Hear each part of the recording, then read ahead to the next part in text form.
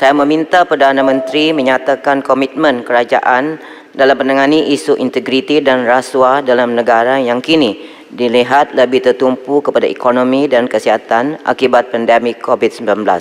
Serta apakah perkembangan status kesemua inisiatif yang terkandung dalam Plan Anti Rasuah Nasional NACP 2019-2023 dan adakah usaha daripada kerajaan untuk memperkemas NACP tersebut dalam menentukan hala-tuju baharu setelah hampir 2 tahun pelaksanaannya semenjak dilancarkan pada Januari 2019. Terima kasih.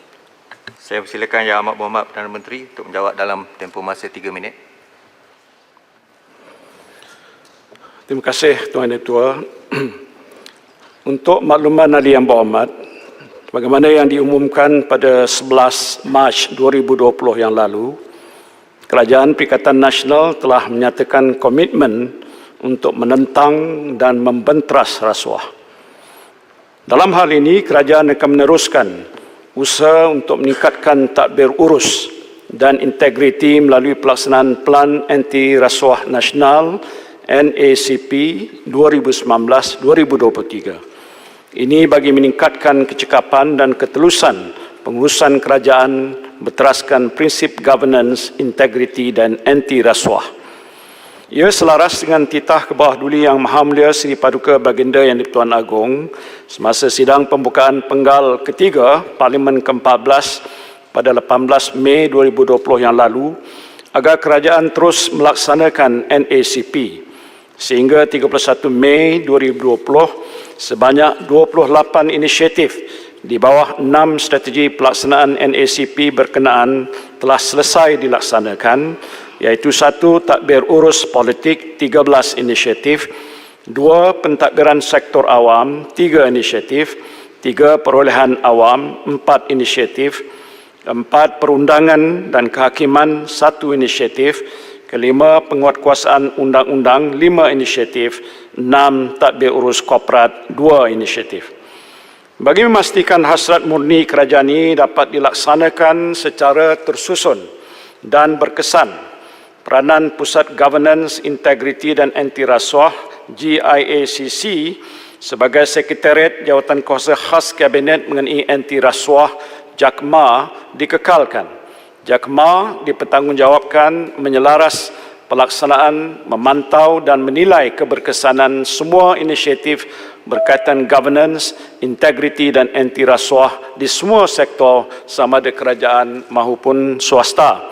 Manakala Jawatankuasa Anti Rasuah JAR yang dilaksanakan di beberapa peringkat kementerian dan jabatan juga akan diteruskan bagi memastikan dasar yang dibuat tidak berkompromi kepada sebarang tindakan rasuah. Kerajaan akan terus memantau semua inisiatif di bawah JAKMA dan NACP bagi memastikan pelaksanaannya membawa impak yang positif kepada negara.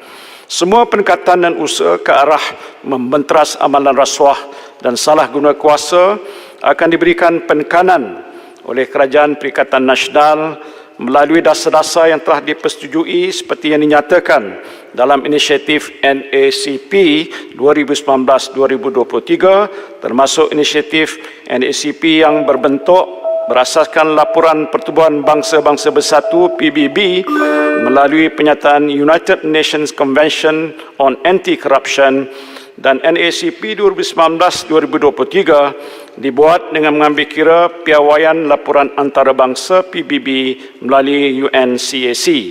Namun, perkara-perkara yang telah dirangka tidak mengabaikan piawaian dari konteks amalan tempatan yang lebih bersifat praktikal dan mampu mengatasi pencapaian berdasarkan piawaian di peringkat antarabangsa. Terima kasih Yang Amat Berhormat Perdana Menteri. Saya persilakan Yang Berhormat Datuk Haji Azizah untuk menanyakan soalan tambahan pertama. Terima kasih. Terima kasih kepada Yang Amat Berhormat Perdana Menteri di atas jawapan dan tahniah diucapkan kepada Kerajaan Perikatan Nasional di atas daya usaha dalam tempoh yang terbatas ini. Di dalam Pelan Anti Rasuah Nasional NACP telah ditetapkan 6 bidang keutamaan yang menjadi teras dalam usaha membenteras rasuah dan bidang nombor 1 ialah tadbir urus politik. Dan daripada 22 inisiatif yang utama yang telah dikenal pasti di dalam NCAP, nombor 1 ialah memperkenalkan undang-undang baharu berkaitan pembiayaan politik. Soalan saya, adakah draft undang-undang berkenaan telah tersedia dan bilakah kerajaan bercadang untuk membentangkannya di Parlimen ini? Terima kasih. Silakan Yang Berhormat Perdana Menteri. Tuan Yang Ketua, terima kasih Yang Berhormat.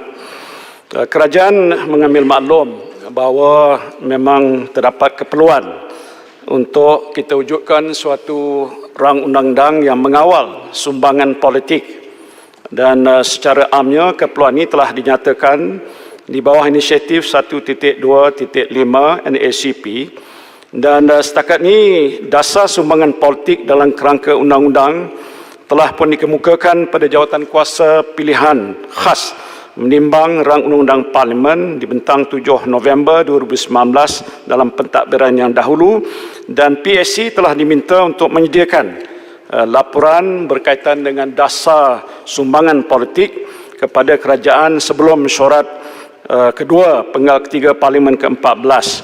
Namun setakat 16 Julai ini, Tuan Ketua, GICC sebagai penyelaras rang undang-undang sumbangan politik ini masih belum menerima apa-apa laporan tersebut daripada PSC. Saya kira ialah kerana PSC baru saja dibentuk baru-baru ini.